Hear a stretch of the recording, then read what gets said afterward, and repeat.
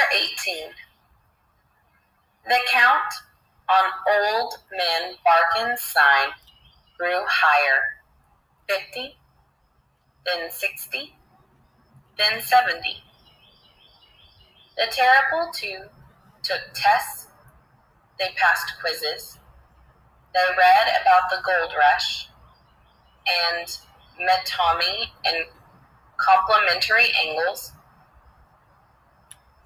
When the covers on their textbooks tore, they made new ones by cutting up brown paper grocery bags. They watched a movie version of Romeo and Juliet, but Mr. Giebot fast-forwarded a bunch of it. They had indoor recess for 2 consecutive weeks. They found patterns in the bubbles they filled out on answer documents.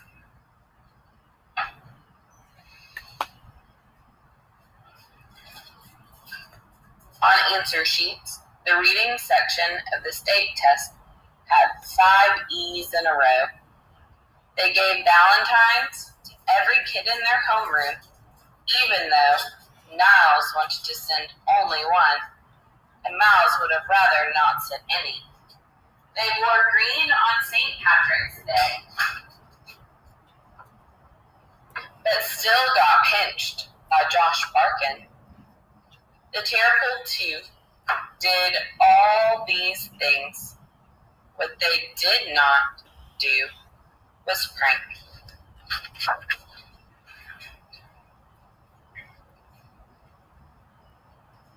For days, for weeks, for months, everything went exactly as everyone expected.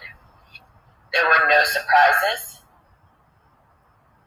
It had been 81 school days since the last prank. One Saturday, Miles and Niles were not in the prank lab. They were in the driveway in front of Miles's house, sitting on skateboards. By shifting their hips, they could make the skateboard roll back and forth.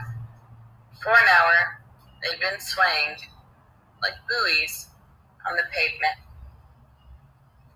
They've been doing that a lot these days.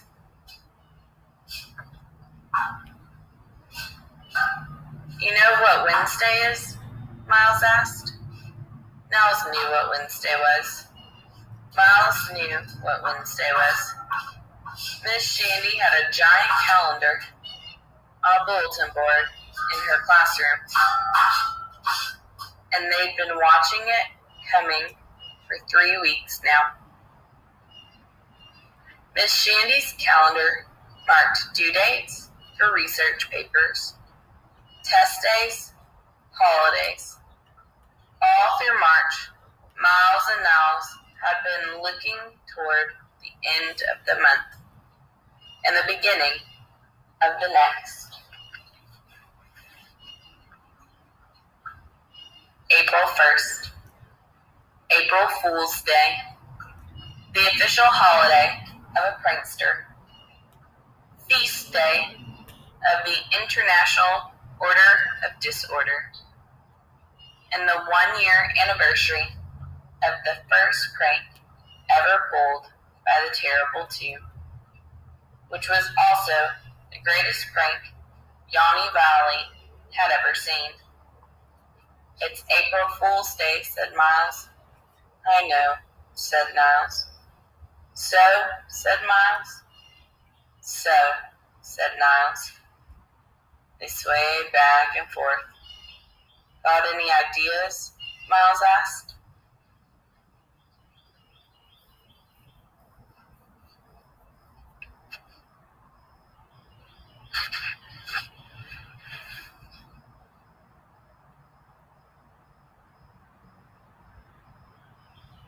Good. Nobody really cared. It was just the way the world was supposed to be. Everything.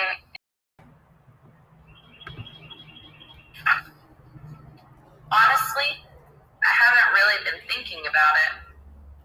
It was terrifying to hear those words come out of Niles' mouth.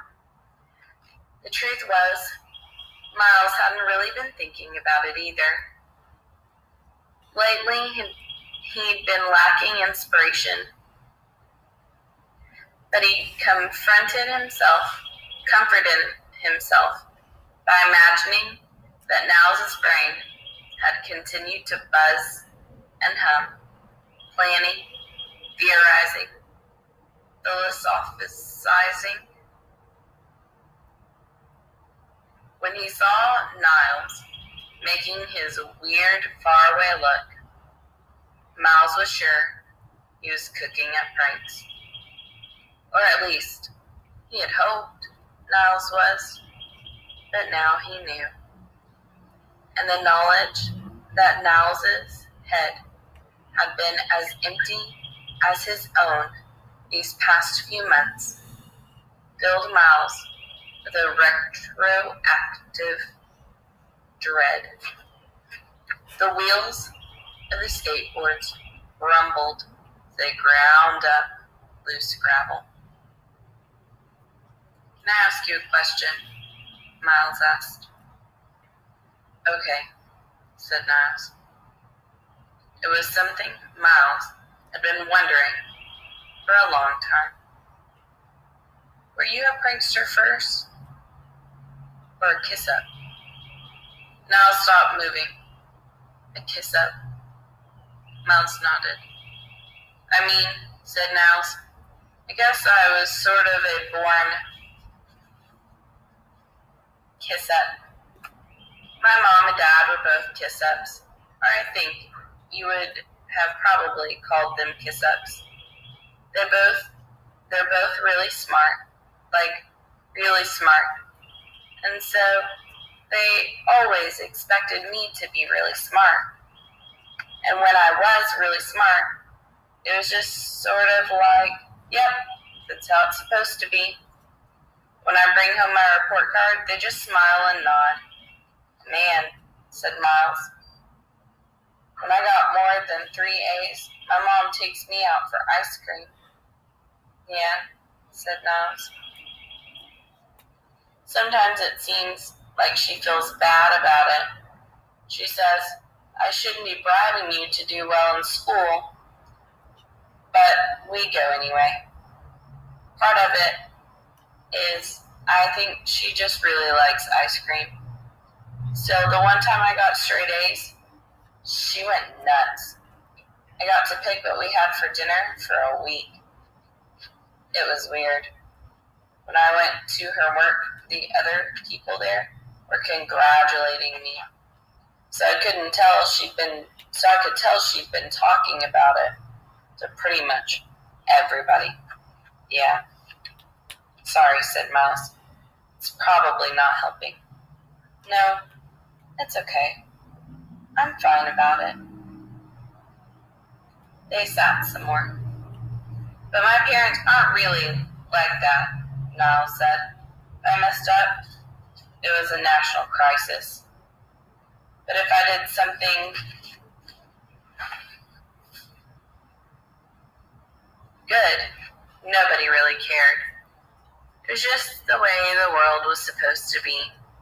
Everything in the right order. So I tried to do better and better. Safety patrol, volunteering, school helper, all that stuff. But no ice cream." "Yeah, no ice cream." "Well," said Miles, "when my mom feels bad about bribing me, she always says excellence should be its own reward." "Yeah, I don't really believe that."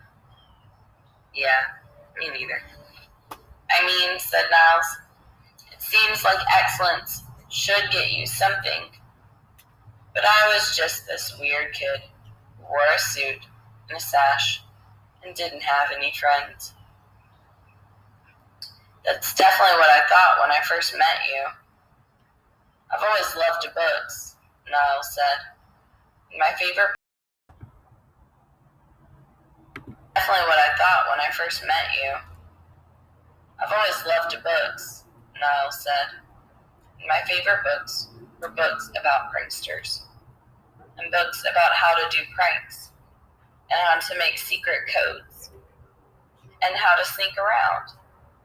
From the time I was really little, I was always dreaming up pranks. I used to sit on my bed and imagine how I'd booby trap my room. When I was 6, I asked for a bucket for Christmas so I could fill it up with water and hook up a tripwire so it could spill on whoever came into my room. Miles smiled. Such a classic. Yeah, but nobody ever came into my room. Oh, said Miles. Right. It's okay, said Niles. I was too afraid to set it up anyway. I never really did any pranks. I just thought about them all the time. I was afraid if I ever actually pulled a prank, I'd get in huge trouble. But then I realized all those years of excellence had gotten me something. They gotten me lots of things. Complete access to the school, the trust of Principal Barkin, and total cover. I was above suspicion. Right, said Miles. I was perfectly positioned to pull all those pranks I'd been thinking of for years. So last year, I decided I'd finally do it. On the first day of school, I parked Barkin's car on the top of the stairs. Miles fell off his skateboard on purpose. What? Niles, that was your first prank? Niles smiled. Yeah. Miles lay on his back and looked up at the sky. Holy crow, Niles. What? You're wrong, man. What do you mean?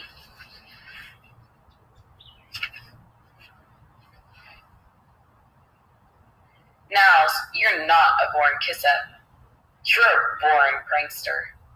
Yeah? Yeah. And Niles? Miles turned and looked at his friend.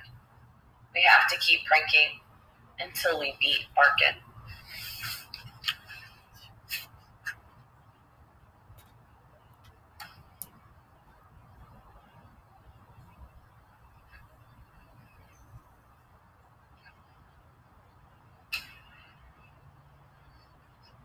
Project 18, Nature Photography.